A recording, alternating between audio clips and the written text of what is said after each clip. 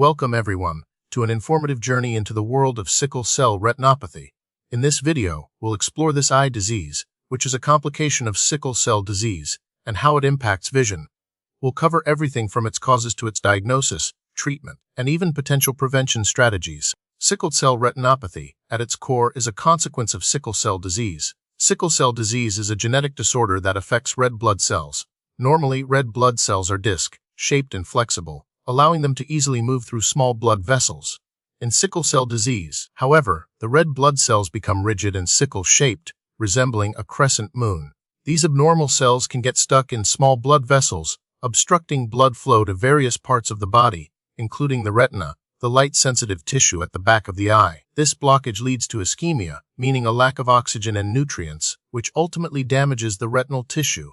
The pathophysiology of sickle cell retinopathy is a cascade of events triggered by the blockage of blood vessels in the retina.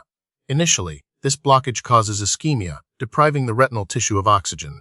In response to this oxygen deprivation, the retina releases growth factors, notably vascular endothelial growth factor, or VEGF. VEGF stimulates the formation of new blood vessels, a process called neovascularization. However, these new blood vessels are often fragile and prone to leakage and bleeding. This can lead to retinal hemorrhages, retinal detachment, and eventually vision loss. The cycle of blockage, ischemia, neovascularization, and bleeding is what characterizes the damaging process of sickle cell retinopathy. Sickle cell retinopathy is primarily seen in individuals with sickle cell disease.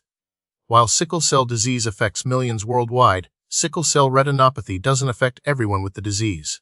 The prevalence varies depending on the type of sickle cell disease. It is more common in individuals with HBSC disease compared to those with BSS disease. It's also crucial to understand that factors such as age, severity of the sickle cell disease, and other individual health conditions can contribute to the risk of developing sickle cell retinopathy. Those with more severe and prolonged disease are at a higher risk. In its early stages, sickle cell retinopathy might not cause any noticeable symptoms. This is why regular eye exams are so crucial for individuals with sickle cell disease. As the condition progresses, symptoms can include blurred vision, floaters, which appear as small spots or specks drifting in your field of vision, sudden vision loss, often due to retinal detachment or bleeding, and in advanced cases, even permanent blindness. It's important to remember that any changes in vision should be promptly reported to an eye care professional.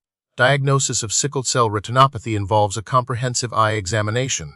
This includes a visual acuity test to measure sharpness of vision. A dilated fundus exam allows the doctor to view the retina and optic nerve more clearly. Fluorescein angiography involves injecting dye into a vein in your arm and taking pictures of the retinal blood vessels to detect any abnormalities such as neovascularization or leakage.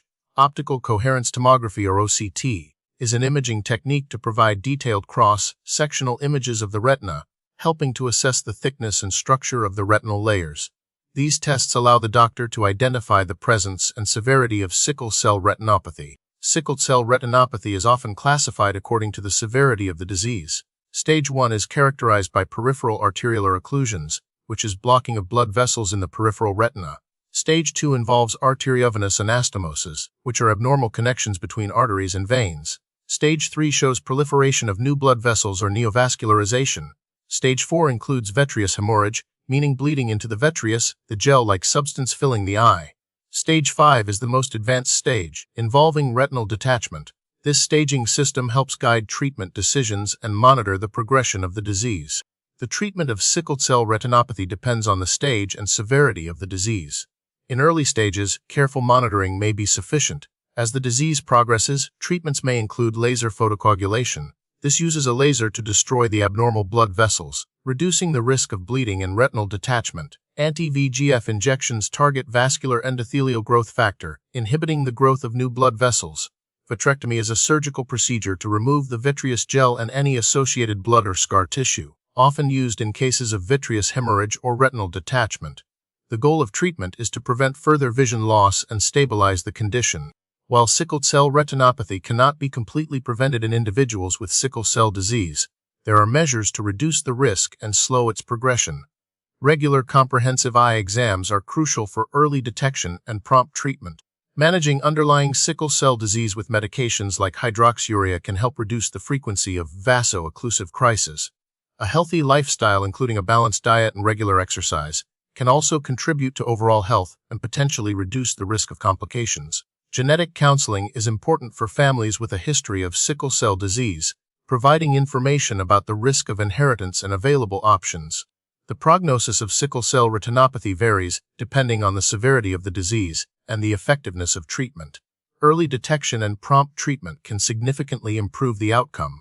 Without treatment, the condition can lead to severe vision loss and blindness. Recent research is exploring new treatments, including gene therapy, to address the underlying genetic defect in sickle cell disease.